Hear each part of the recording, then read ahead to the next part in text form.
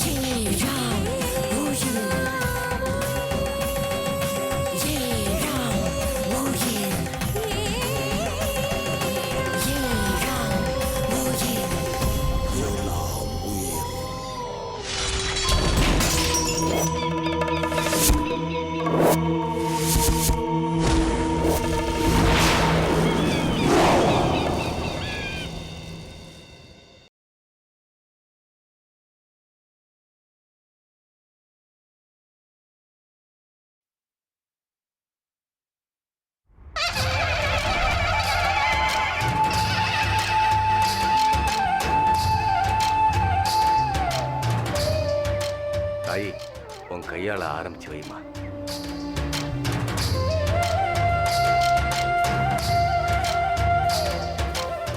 பொன்னி வாமா, மூடுங்கப்பா. நல்லா பார்த்து பொறுமையா மூடுங்க.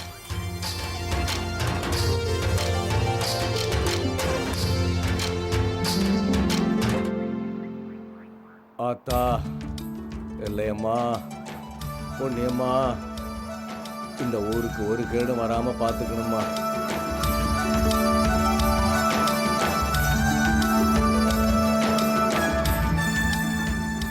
அமாவாசைக்கு இன்னும் 5 நாள் கூட இல்லை. எல்லாம் இந்த தடவை அமோகமா நடக்கும். நாம இப்படி கொடி ஏத்துறமே, திருமணி வருவார்ல. வழக்கமா அடுத்த நாள் வருகை இருக்கும். அதாவது நாளைக்கு எப்ப வேணாலும் திருமுனி வருவாரு, உத்தரவும் கொடுப்பாரு. போன தடவை நம்மள மாதிரியே அவர் ஏமாந்து போயிட்டாரு, பூஜை நடக்காம. இந்த தடவை சரியா நடக்கணும், நடத்தி வைக்கணும்.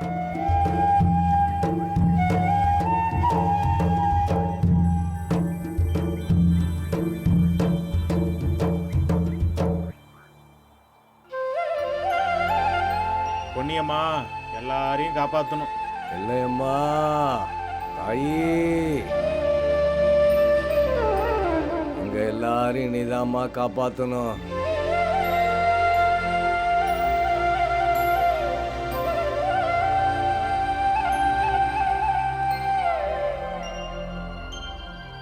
அண்ணே, ஆலமர ஏரியில் இன்ஸ்பெக்டர் சுந்தரபாண்டி செத்து கிடக்காரு. அண்ணங்கிட்ட சொல்லிடலாமா? வேணாம், அவசர குணமாக நினைப்பாரு. அப்புறமா பேசிக்கலாம். சரிங்கண்ணே.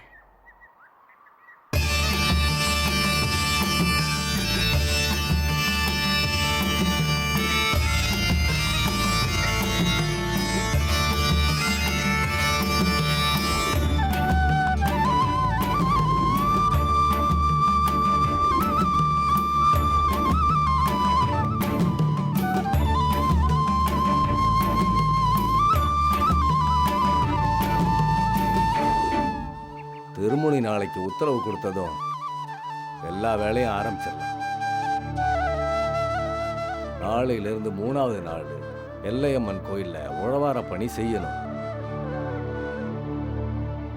ஆனா அமாவாசை அன்னைக்குத்தான் கோயில் நடைய திறந்து லிங்கத்தை எடுக்கணும். வழக்கமா லிங்க பூஜை முடிஞ்ச உடனே அது இங்கே தானே கொண்டு வரணும். ஆமாமா, அங்க திருமுனிக்கு முன்னாடி மரகதலிங்க பூஜைய செய்ய போறது நம்ம பொன்னிதான்.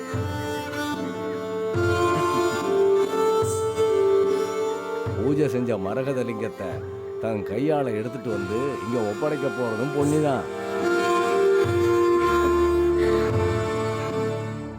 அந்த பூஜை நல்லபடியாக முடிஞ்சதும் மறுபடியும் எங்கள் குடும்பத்துக்கு எல்லா சக்தியும் கிடைச்சிரும்ல.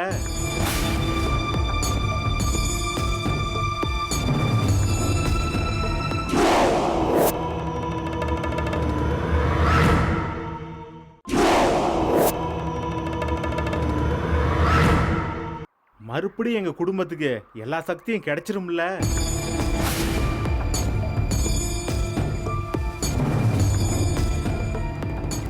அப்படிதானே சொல்றாங்க.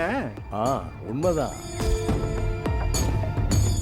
ஆனா கிடைச்ச ஆளுமை சக்திய சுயநலத்துக்கு பயன்படுத்தக்கூடாது.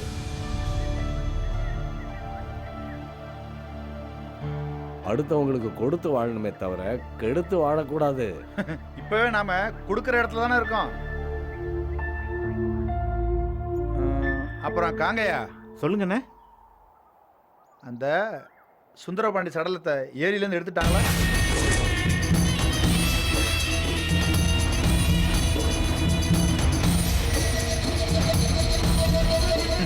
விசாரிக்க சொல்லு.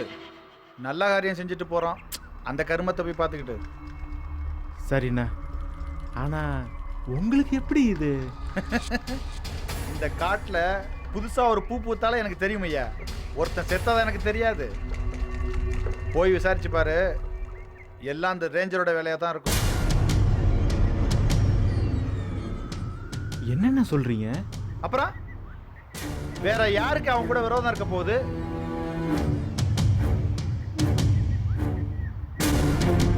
சில சமயம் இப்படித்தான், ரொம்ப நல்லவன் நினைப்போம், நன்றி கடத்தனமா நடந்துப்பான். வெகுளின்னு நினைப்போம், நம்மளை ஏமாளி ஆக்கிட்டு போயிடுவான். இவனை ரொம்ப நேர்மையான ஆளுன்னு நினைச்சோம், இப்போ ஒரு கொலையே பண்ணியிருக்கான். வேற யாருக்கும் எந்த நோக்கமும் இல்லையே, அந்த ஆளுக்கு தான் இப்ப அந்த ரெட்டை கொலை வழக்குலேருந்து தப்பிச்சாகணும். அதுக்கு இடைஞ்சலா இடையில இருந்த சுந்தரபாண்டியனை முடிச்சிட்டான். நமக்கும் ஒரு வகையில் இது நல்லதுதான். சரி கோடாங்கி, வர்றோம். வாங்க ஐயா, வாங்க வாங்க.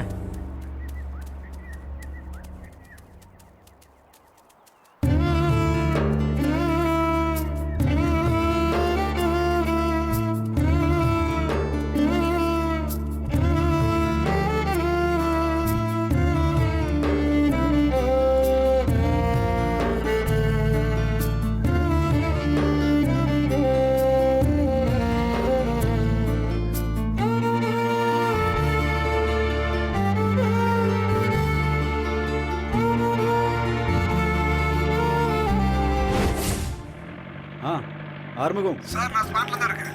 போலீஸ் ஆம்புலன்ஸ் வர வரைக்கும் வெயிட் பண்ணுங்க. சரிங்க சார். வந்த அப்புறம் நீங்கள் ஆஃபீஸ் கிளம்பி போங்க. Okay sir. சரியா? சரி சார், நான் ஆஃபீஸ் போயிட்டு உங்களுக்கு கால் பண்ணுறேன் சார்.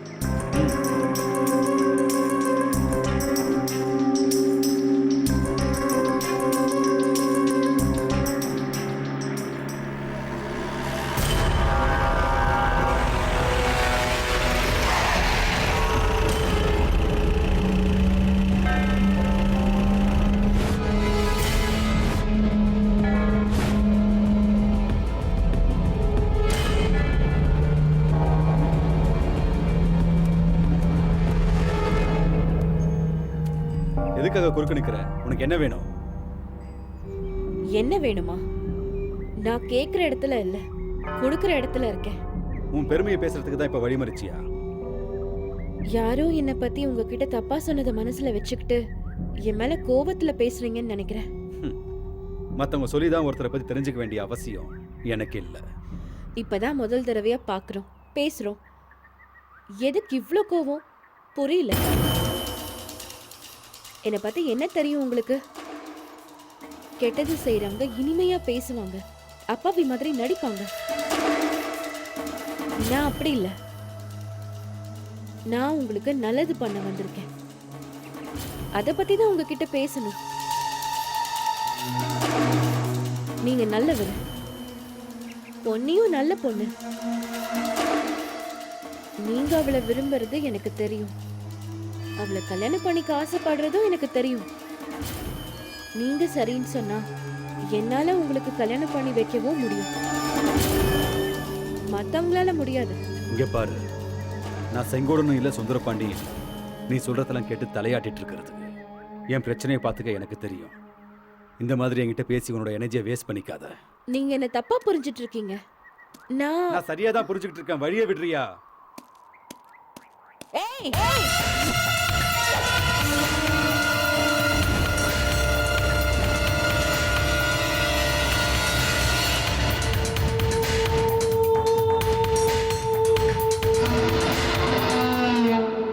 அப்போ என் பேச்ச கேட்க மாட்டேன், என்ன நம்ப மாட்டேன். என்ன மீறி நீ நினைக்கிறது நடந்துரும்னு கனவு காண்றியா?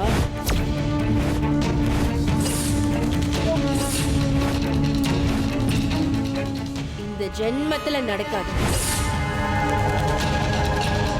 நான் சொல்றபடி கேட்டா உனக்கு உயிராத மிஞ்சும். இல்ல எதுவும் இல்ல. இதுதான் உன்னோட ஒரிஜினல் கேரக்டர். உனக்கே இப்போ உன் அடையாளம் தெரியுதா? நேரடியாவே சொல்றேன், கண்டிப்பா நீ என்ன மீறி எதுவும் செய்ய முடியாது. நான் சொல்றத கேளு, உனக்கு வேண்டியது கிடைக்கும். அந்த பொண்ணி தானே வேணும், கூட்டிட்டு போ. கல்யாணம் பண்ணு, நான் ஏற்பாடு பண்றேன். ஆனா என் பேச்ச நீ கேட்கணும். செய்வியா? நான் பொண்ணி அழைச்சிட்டு இந்த எல்லையை தாண்டணும், நீ அவளை கொல்லணும். இதானே உன் திட்டம்?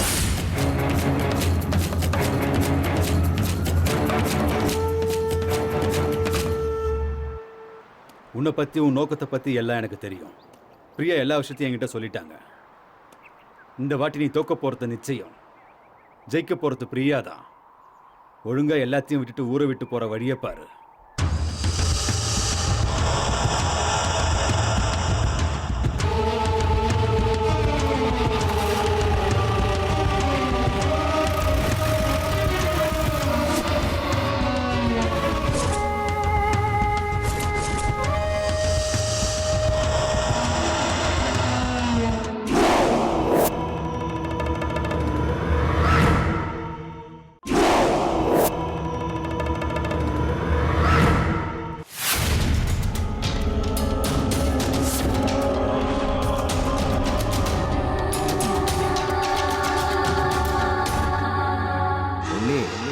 வாமா.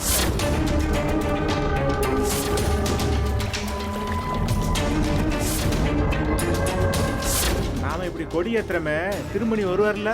வழக்கமா அடுத்த நாள் வருக இருக்கும், அதாவது நாளைக்கு. இவங்க ரெண்டு பேருக்குள்ள அதிக தொடர்பு இல்லைனாலும் பிரியாவை பொன்னி சந்திச்சிட்டா அவ பேச்சதான் பொன்னி கேட்பா. இந்த வாட்டி நீ தோக்க போறது நிச்சயம், ஜெயிக்க போறது பிரியா தான்.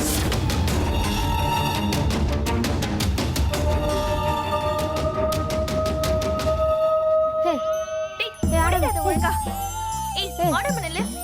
ஒழுங்கா நில்லு. டேய் புடி. டேய் இன்னும் கொஞ்சம் இதை கூரா செய்விடா. இந்தாங்க மோரு.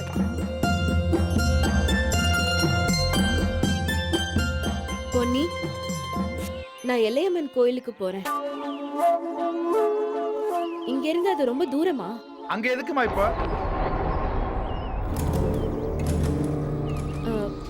பொன்னி பிறந்த இடம்னு அம்மா சொன்னாங்க.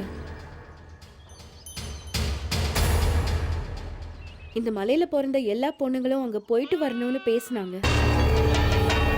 நான் போனது இல்லையா, அதான்.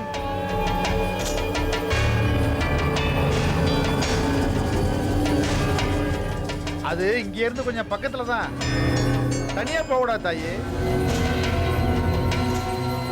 வேணா பொண்ணி அழைச்சிட்டு போ.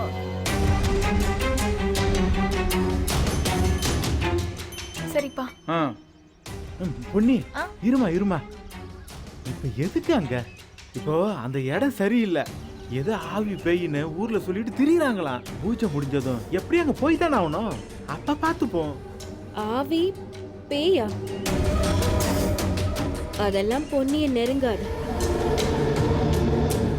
அவதான் எல்லையம்மன் அவதாரமாச்சே. என்ன பொன்னி?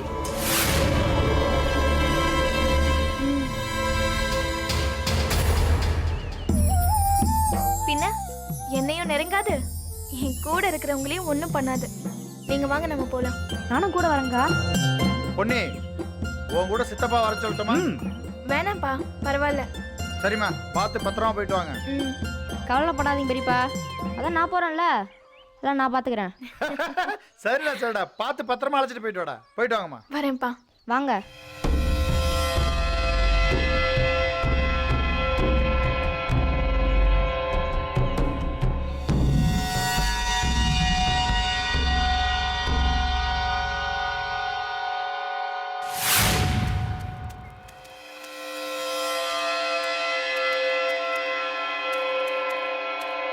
பார்த்து வாங்க.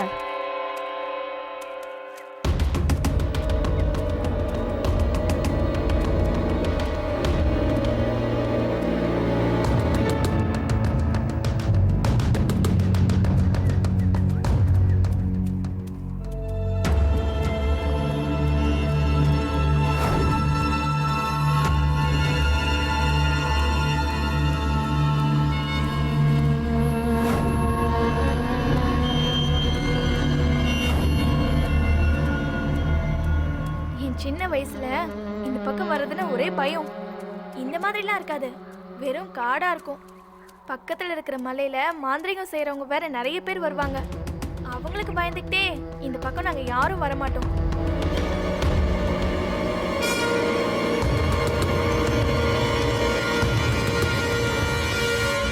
அப்புறம் எல்லைக்கல்லு வச்சு பூஜைக்கு ஆரம்பிச்சதுக்கு அப்புறம் தான் நாங்கெல்லாம் வந்து போய்கிட்டு இருக்கோம். இப்பெல்லாம் அந்த ஆளுங்க எல்லை தாண்டி இந்த பக்கம் வர்றதே இல்லை. ஆனா ஒவ்வொரு வருஷமும் லிங்க பூஜை இருக்கான்னு மட்டும் விசாரிப்பாங்க. அதை பார்த்தாலே சக்தின்னு அவங்களுக்கு ஒரு நம்பிக்கை.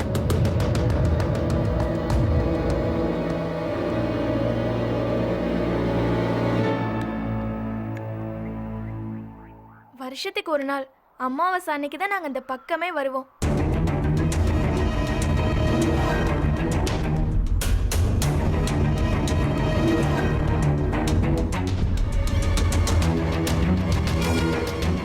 என்னாச்சு? அது யாரோ நம்மள தொடர்ந்து வர மாதிரி சத்தம் கேட்டுச்சு, அதான் பார்த்தேன். ஓ அதுவா? அது நம்ம எல்லையம்மனா தான் இருக்கும்.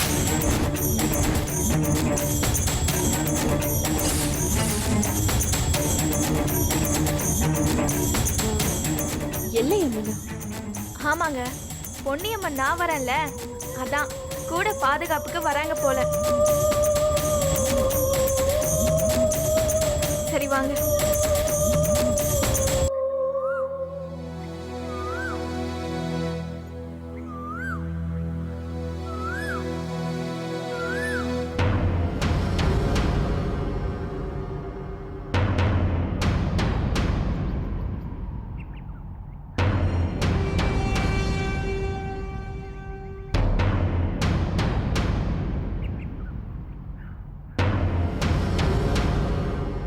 நிஜமாவே அந்த அம்மன் எல்லாம் இங்க வருமா என்ன? பின்ன நான் தான் சொன்னனே, அந்த மலையில இருக்கிற மாந்திரிக ஆளுங்க இந்த பக்கம் வராம இருக்க காரணமே அந்த அம்மன் தான். அவங்க இங்க வந்தாங்கன்னா அவ்வளோதான். அவங்க கிட்ட சக்தி தர வஸ்து ஏதாவது ஒன்று இருக்கும்ல, அதை அம்மனே எடுத்துக்கும்.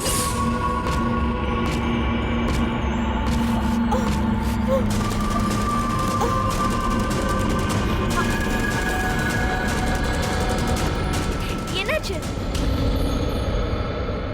ஒன்றும் இல்லை. வாங்க, பார்த்து வாங்க.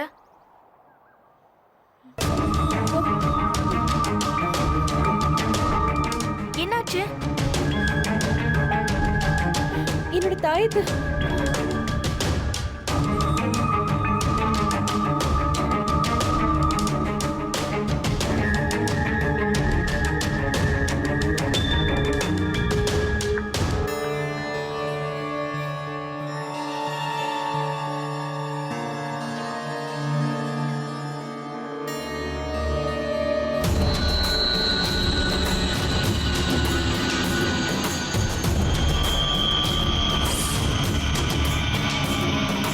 இங்க இருக்கு பாருங்க.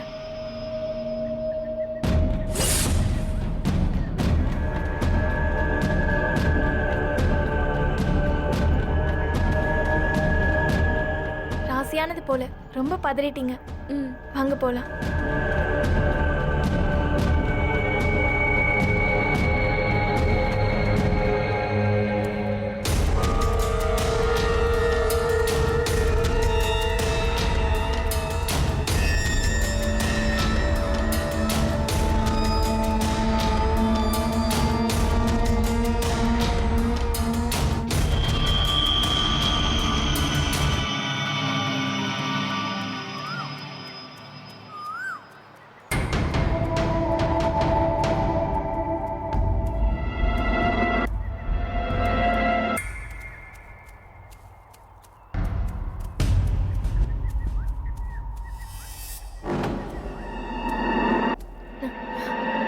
என்ன நின்னுட்டீங்க? கால் வலிக்குதா? அங்க என்ன ஏதோ குடிசை மாதிரி இருக்கு. இதுவா? இது இந்த வழியா போறவங்க இலைப்பாறதுக்காக போட்டு வச்சிருக்காங்க. ஆனா இப்ப இதுக்குள்ள யாருமே போறதில்ல. பாம்பு பல்லின்னு இருக்கும்.